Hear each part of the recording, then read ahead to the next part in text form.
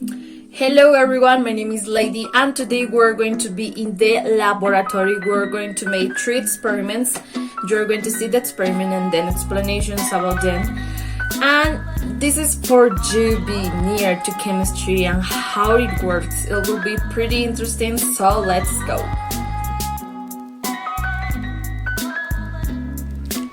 So for the first experiment, we need a liter, a paintbrush, paper, and a lemon.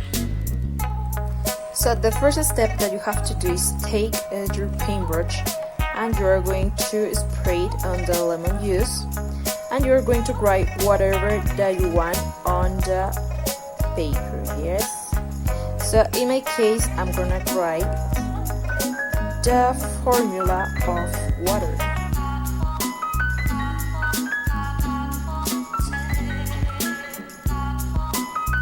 After that, you just have to let it dry and wait.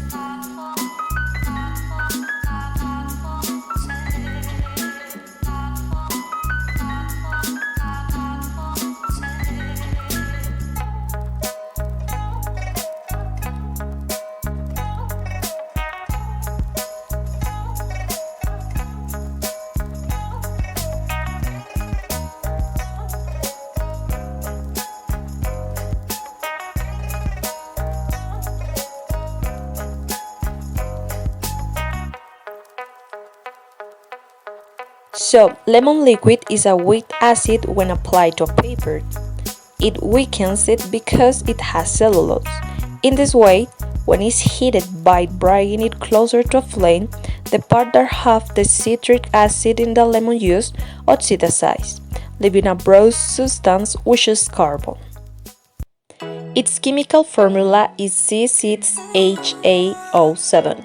Chemically, this citric acid shares the characteristics of other carboxylic acids. Many fruits and vegetables contain gum, mucilage, or sugar, which is what can be used as synthetic ink. This is the case of the lemon, onion, apple, or orange. Thermal energy and/or some chemicals are needed to make these inks visible. Lemon juice is not the only substance with which invisible ink can be created. There are many everyday objects with which you can create writing ink that will be invisible to the human eye, like meal, a wet pencil, or vinegar. In the real life, invisible ink is used in espionage as a form of steganography, which is the study and application of techniques that allow hiding messages or objects within other so-called careers, so their existence is known per se.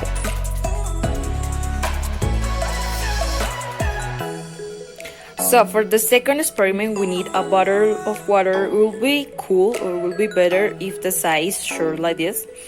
We need a scrub. We need baking soda, we need clay, we need thread, we need glitter, vinegar, and a napkin. Step that we are going to do is take the napkin and we're going to put 4 spoonfuls of baking soda. This is step for 1. So then we're going to take the napkin and we are going to start to close it. And then we are going to tie it up. So in this case we use the thread.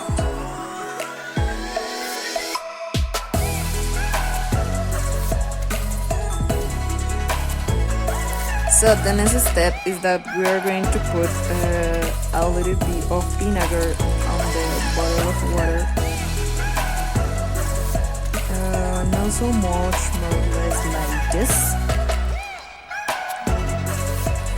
So the next step is that we're going to take the baking soda that we made before and we're going to put into the bottle of vinegar. The idea is that the baking soda can touch the vinegar yet, so that's why we're going to type it. So after that, we're going to take the clay and we're going to construct or make something like this. So we're going to cut just a part of the scroll and we're going to put the clay like around the scroll. And also you can put clay in this part of the barrel for helping to catch the thread. So after made that, we're going to put this here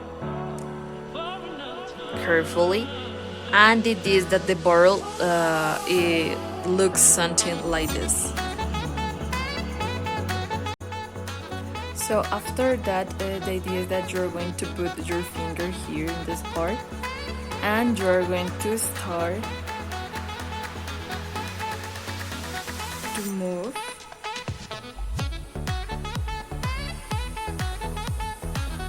the barrel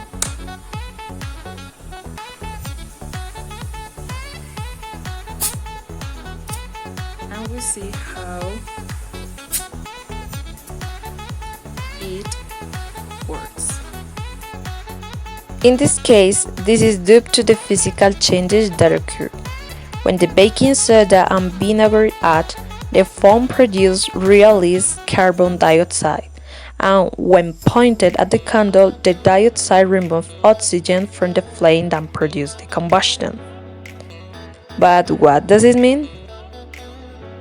Well, vinegar as acetic acid, which is a weak acid, causes the evolution of gases such as carbon dioxide, CO2, to be generated through an effervescence that allows the bottle to be filled until it comes out through the straw. Carbon dioxide builds up under pressure when you hold the straw.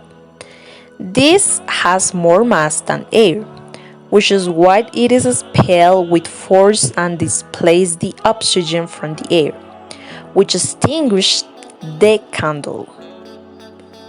In real life, we can obviously see it with the existing type of fire extinguishers. There are automatic devices that have the objective of realizing their content under pressure. In order to extinguish a fire or to be able to control it, there are water, foam, and chemical powder extinguishers that are used according to the type of fire that there is. And for the last experiment, we need water, we need a dropper, we need a glass container, or at least that this container be transparent. We need bleach and we need colorant. I have here food colorant and those other kind of colorant, but this is a colorant. So the first step is that we're going to take the water and put a little bit into the container, and then I'm gonna start with this colorant, then I'm gonna show you with this one, and we're going to put a little bit for give it color, and then we are going to mix, and here starts the magic. So the idea is that you're going to take the dropper and we are going to start slow to put bleach into the mix. We're going to take a little bit more.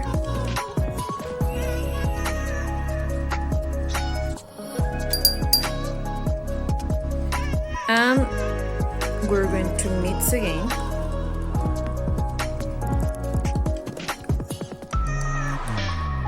We put more until you see that the color of the mix start to change.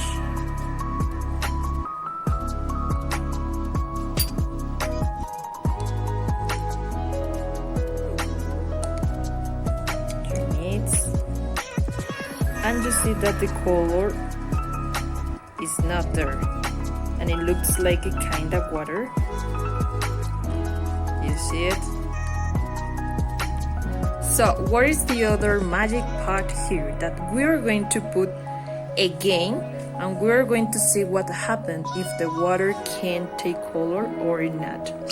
So we're going to put a little bit, and we are going to mix.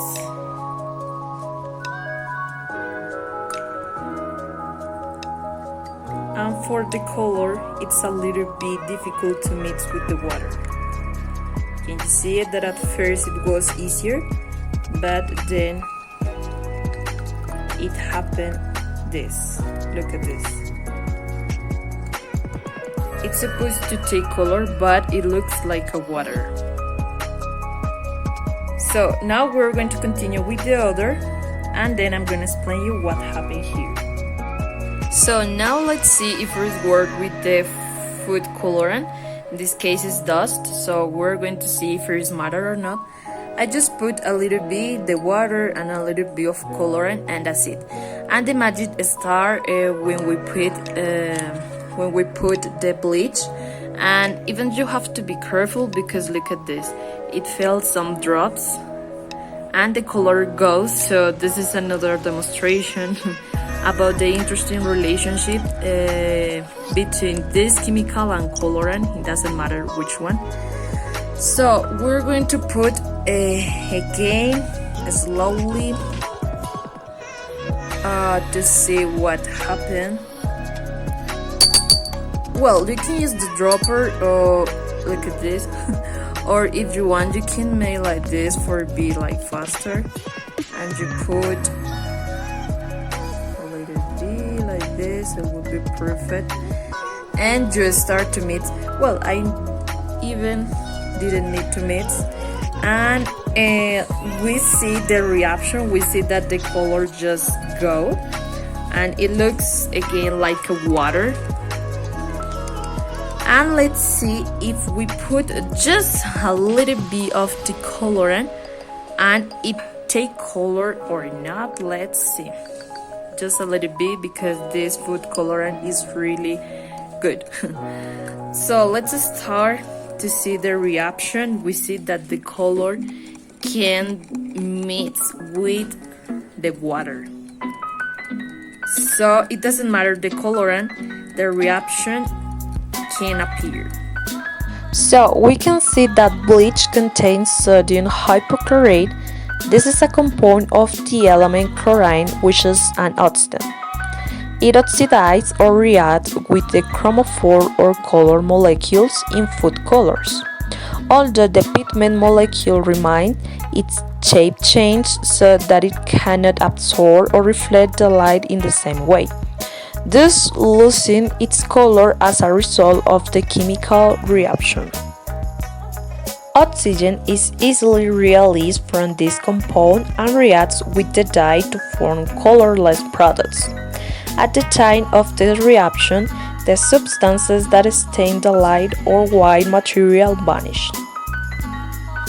In real life, the most widespread use of sodium hypochlorite is a main component of household and industrial bleaches and disinfectants.